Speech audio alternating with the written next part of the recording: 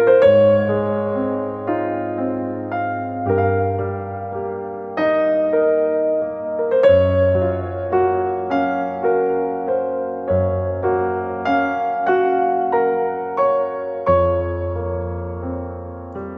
salam saudara sekalian. Bersyukur untuk hari ini kita bisa ketemu lagi. Dan kita hari ini akan membahas satu topik yang sudah saya sampaikan minggu kemarin, yaitu kita akan membahas tentang poligami. Ya, saudara sekalian, ini merupakan topik yang cukup menarik, dan saya berharap saudara sekalian bisa melihat dan mempelajarinya dengan baik.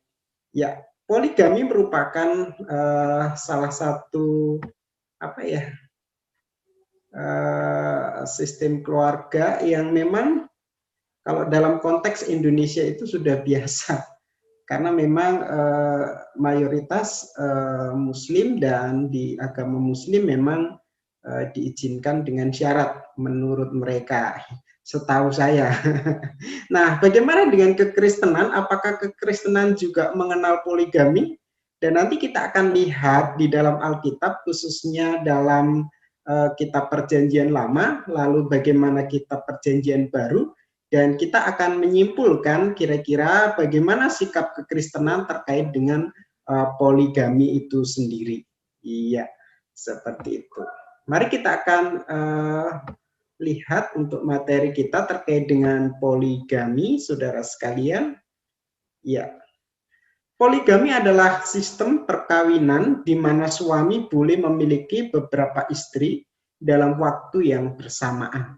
Ya, jadi ini adalah model perkawinan. Ada poligami, itu suami punya banyak istri. Kalau poliandri itu istri atau perempuan banyak suami ya, seperti itu. Nah, di sini ada penekanannya waktu bersamaan. Mungkin orang punya beberapa istri, istrinya meninggal, nikah lagi, istrinya meninggal, nikah lagi, istrinya meninggal, nikah lagi. Mungkin dia punya banyak istri, tetapi itu tidak bersamaan. Karena apa?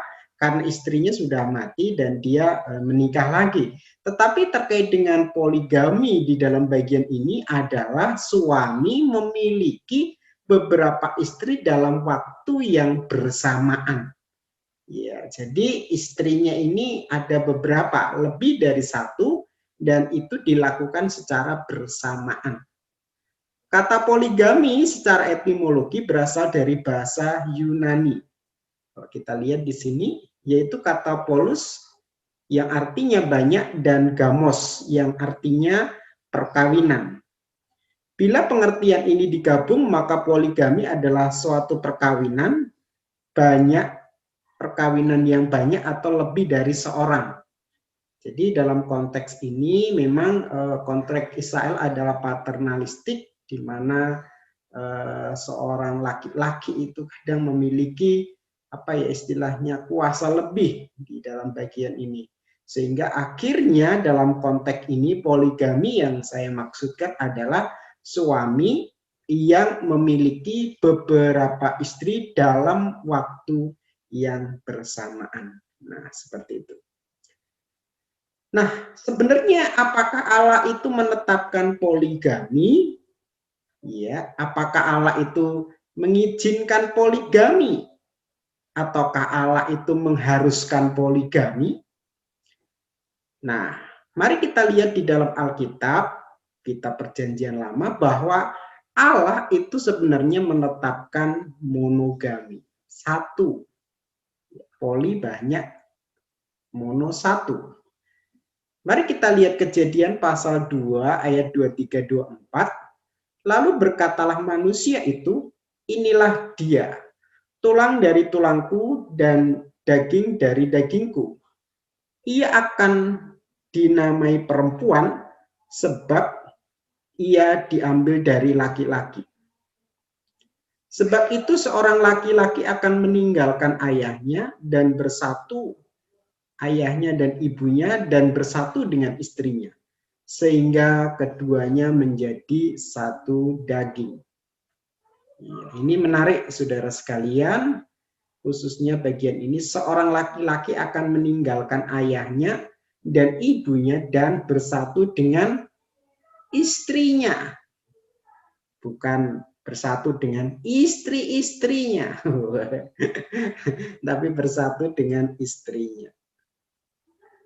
Merasa bersatu dengan istrinya sehingga keduanya menjadi daging, kata istrinya ini adalah dalam bentuk tunggal. Ini menegaskan bahwa hanya satu istri. Ya, kata bersatu itu menempel kepadanya, melekat kepadanya, bergabung dengannya. Ya, satu penyatuan yang unik di mana dua orang menjadi satu kesatuan. Ya, dua menjadi satu. Ya, dua, bukan tiga ya, dua. Suami istri menjadi satu kesatuan. Lalu bagaimana dalam perkembangannya, saudara sekalian? Setelah manusia jatuh dalam dosa, konsep keluarga yang ditetapkan Allah mulai berubah, di mana orang tidak lagi monogami, melainkan poligami. Dan dalam perkembangannya poligami menjadi suatu yang biasa, khususnya para raja, pembesar, ya, orang-orang kaya punya banyak budak, kebanyakan melakukan poligami. Poligami juga dilakukan oleh para pemimpin dan rakyat bangsa Israel. Ya, rakyat juga melakukan itu. Ya, jadi kalau kita lihat memang di dalam perkembangannya orang mulai melakukan poligami. Jadi sudah meninggalkan monogami tetapi lebih kepada poligami. Khususnya untuk para raja, ya, pembesar-pembesar orang kaya, ya, banyak mereka melakukan poligami. Ya. Salah satu contoh di sini yaitu Lamek. Ya. Jadi ini Lamek ini kalau saya lihat di Alkitab ini merupakan apa ya? Orang yang melakukan poligami yang pertama yang dicatat di dalam Alkitab. Di sini Lamek mengambil, ini kok nggak kelihatan, saya matikan. Mengambil istri 2 orang. Ya. Jadi kalau kita lihat di dalam bagian ini, Lamek mengambil istri bukan 1 orang, tetapi 2 orang. Yang satu namanya Ada, yang lain namanya, kalau kita lihat, Sila. Ada itu melahirkan Yabal, dialah yang menjadi bapak orang yang diam dalam kemah dan memelihara ternak. Nama adiknya yaitu Yubal, dialah yang menjadi bapak orang yang memainkan kecapi dan seruling. Sila juga melahirkan anak, yakni Tubal Kain, bapak semua tukang tembaga dan tukang besi. Adik perempuan Tubal Kain yaitu Naamah. Jadi kalau kita lihat ini perkawinan poligami yang pertama di Alkitab yang dilakukan oleh Lamek.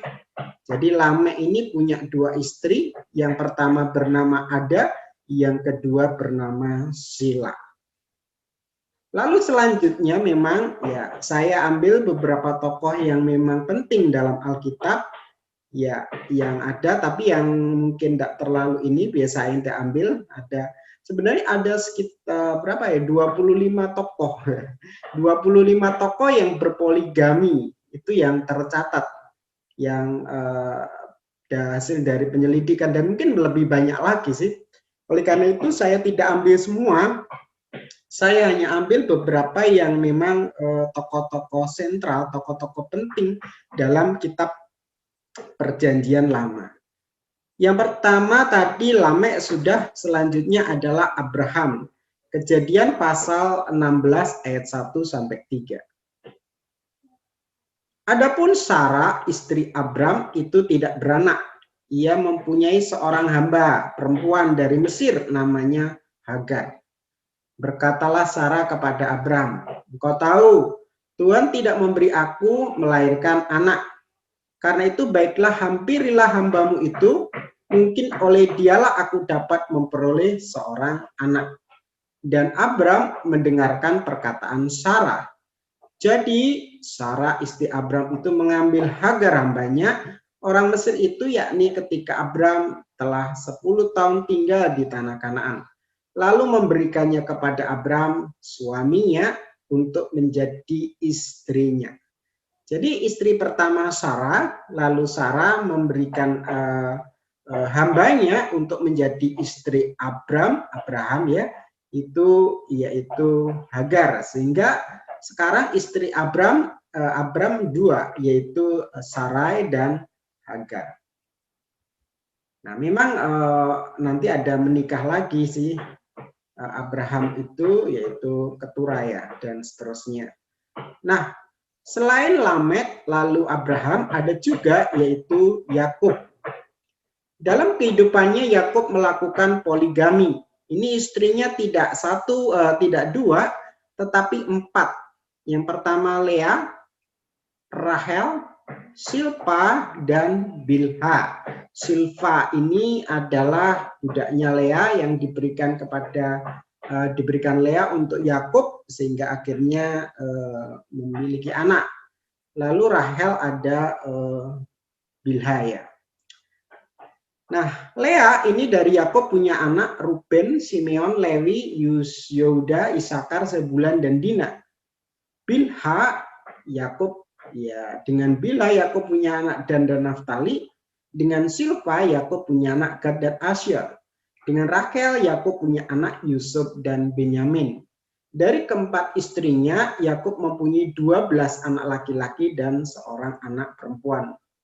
Yakub punya 4. Dan masih banyak lagi tokoh-tokoh lain yang ya tidak saya sebutkan. Nanti kalau memang perlu saya akan buatkan video khusus ya, tokoh-tokoh PL yang berpoligami ya, seperti itu. Nah, aturan perjanjian lama tentang poligami. Nah, karena memang kehidupan di Timur Tengah waktu itu bangsa Israel itu berpoligami, ya akhirnya memang muncul ada aturan. Ya, aturan. Walaupun memang tidak ada ayat dalam Alkitab yang mengharuskan orang Israel berpoligami, namun dalam kehidupan orang Israel mereka melakukan poligami. Oleh karena itu ada aturan tentang poligami. Kayak ini kita lihat Keluaran 21 ayat 10 dijelaskan, jika tuannya itu mengambil perempuan lain, ia tidak boleh mengurangi makanan perempuan itu, pakaiannya dan persetubuhan dengan dia. Jadi ini berbicara tentang hak ya untuk perempuan yang dipoligami ya, seperti itu. Ulangan pasal 21 ayat 15-17 dijelaskan, apabila seorang mempunyai 2 istri, yang seorang dicintai yang lain tidak dicintai, dan mereka melahirkan anak-anak lelaki baginya, baik istri yang dicintai maupun istri yang tidak dicintai, dan anak sulung adalah dari istri yang tidak dicintai, maka pada waktu ia membagi warisan harta kepunyaannya kepada anak-anaknya itu, tidaklah boleh ia memberikan bagian anak sulung kepada anak dari istri yang dicintai, merugikan anak dari istri yang tidak dicintai, yang adalah anak sulung. Ya, memang ini seperti kasusnya Yakub ya. Yakub itu kan suka sama Rahel, tapi ditipu sama Laban, akhirnya dia ya dapat Lea. Lea nggak disukai. Lalu untuk mendapatkan Rahel, Yakub berjuang lagi 7 tahun sehingga dapatkan Rahel ya. Ya, Rahel sangat dicintai oleh Yakub, Lea tidak, gitu ya. Iya, seperti itu. Oke. Jadi kalau kita lihat di sini lebih kepada fakta bahwa Tuhan mengatur cuma mereka yang sudah dalam posisi poligami ya. Tuhan tidak menginginkan poligami, tapi bagi mereka yang poligami Tuhan atur supaya apa? Supaya tidak terjadi ya hal-hal pertentangan dan lain sebagainya. Tetapi ia harus mengakui anak yang sulung dari anak dari istri yang tidak dicintainya itu, dengan memberi kepadanya 2 bagian dari segala kepunyaannya, sebab dialah kegagahan. Yang pertama-tama dialah yang mempunyai hak kesulungan. Ya, saya rasa ini mengatur tentang keluarga yang poligami. Sekali lagi saya sampaikan bahwa Allah monogami ya. Larangan bagi Raja Israel poligami. Ulangan pasal 17 ayat 17 dijelaskan juga janganlah ia mempunyai banyak istri, supaya hatinya jangan menyimpang. Emas dan perak pun janganlah ia kumpulkan terlalu banyak. Dari ayat itu jelas bahwa seorang raja jangan mempunyai banyak istri. Tujuannya apa?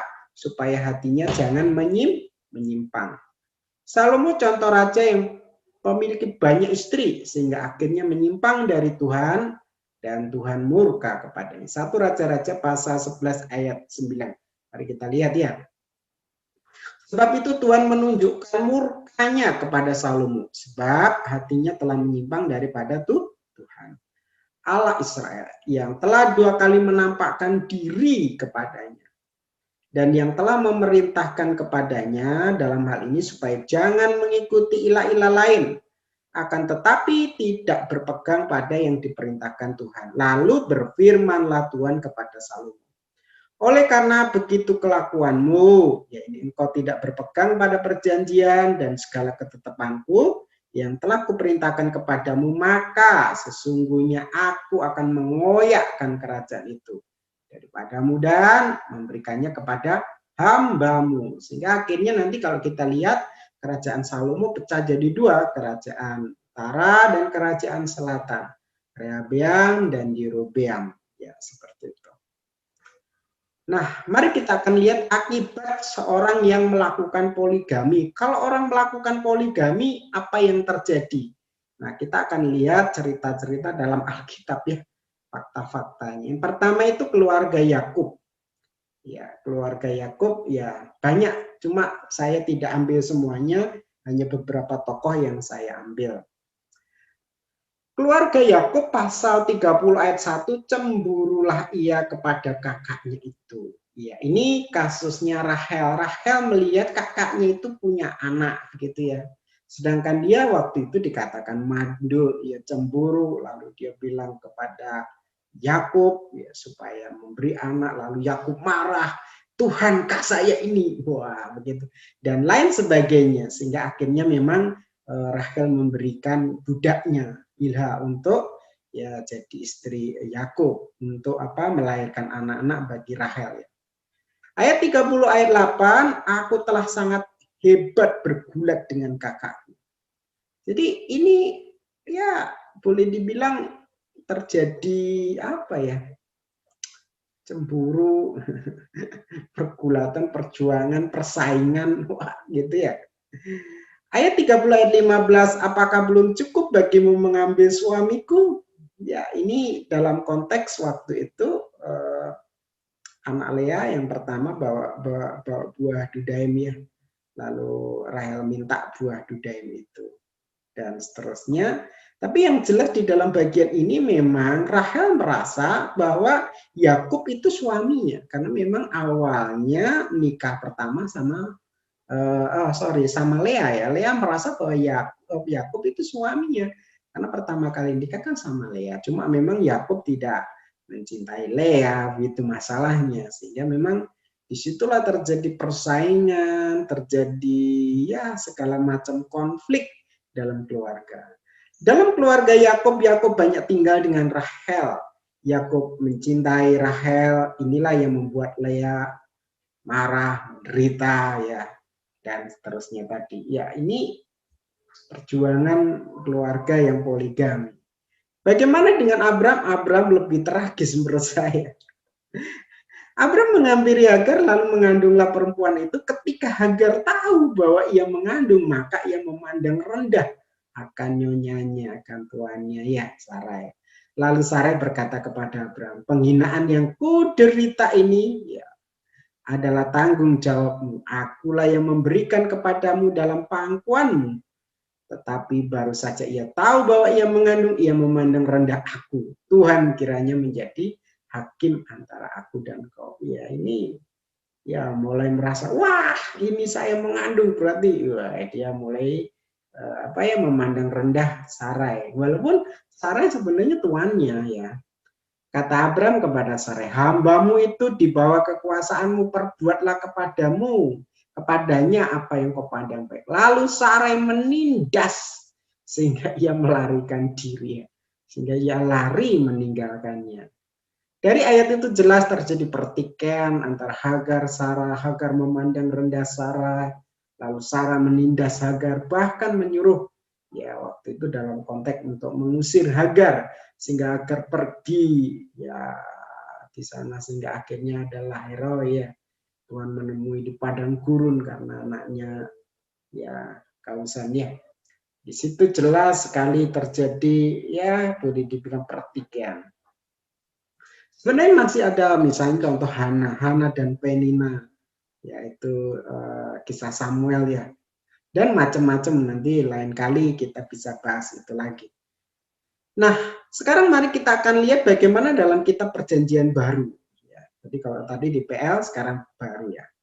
Dalam kitab Perjanjian Baru tidak ada ayat satupun yang mengajarkan kehidupan poligami. Bahkan tokoh-tokoh dalam PB pun tidak ada yang melakukan poligami seperti dalam kitab PL. Bagaimana ajaran Tuhan Yesus tentang kehidupan keluarga? Dalam Markus pasal 10 ayat 6 sampai 12 di sini dijelaskan sebab pada awalnya dunia Allah menjadikan mereka laki-laki dan perempuan. Sebab itu laki-laki akan meninggalkan ayahnya dan ibunya dan bersatu dengan istrinya. Sehingga keduanya menjadi satu daging. Demikianlah mereka bukan lagi dua, melainkan satu. Karena itu apa yang telah dipersatukan Allah tidak boleh diceraikan oleh manusia. Iya. Lalu ketika mereka sudah di rumah, murid-muridnya bertanya pada Yesus.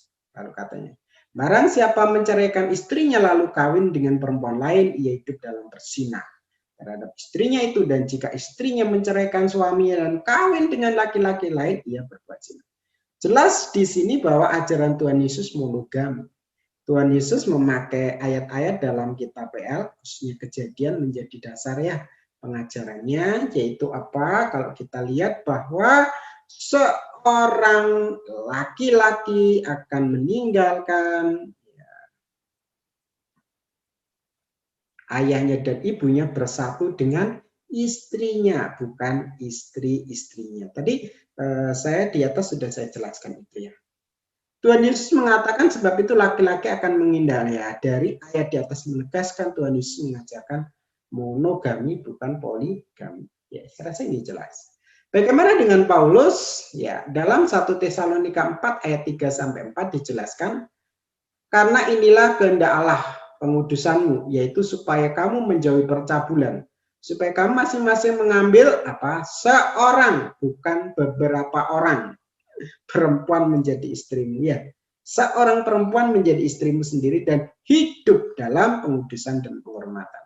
Supaya kamu mengambil ya, supaya kamu masing-masing mengambil seorang. Jelas, Paulus juga mengajarkan monogami. 1 Timotius pasal 3 ayat 2 di sini waktu Paulus memberi nasihat kepada Timotius tentang syarat menjadi penilik jemaat, di sini penilik jemaat haruslah seorang yang tak bercacat, suami dari beberapa istri. Suami dari satu istri, bukan beberapa istri. Ya, jelas di sini. Jadi penilik jemaat itu syaratnya suami dari satu istri, suami dari satu istri. Ini menjelaskan bahwa dalam kehidupan bergereja, para pemimpin gereja harus hidup monogami, suami dari satu istri. Ya, ini yang sudah saya jelaskan. Kesimpulannya apa? Berdasarkan penjelasan di atas dapat disimpulkan, yang pertama memang Allah menetapkan keluarga sebagai lembaga, ya, keluarga itu monogami. Lalu yang kedua, keluarga yang berpoligami, kalau kita lihat tadi, begitu banyak persoalan yang dihadapi. Ya. Kisahnya Abraham, kisahnya Yakub, ya. Lalu bagaimana PP? Yesus tetap mengajarkan monogami. Demikian juga Rasul Paulus. Dan pemimpin gereja jemaat PB, ya tadi memang syaratnya monogami. Ya, seperti itu. Ya, jadi saudara sekalian, kalau kita lihat apakah kekristenan ini poligami? Tidak. Kekristenan kalau saya lihat dari situ jelas monogami. Ya, suami dari satu istri, bukan beberapa istri, tapi satu istri. Ya, saya rasa ini yang bisa saya sampaikan. Kalau mungkin nanti ada hal-hal lain, saya akan buatkan lagi video terkait dengan poligami.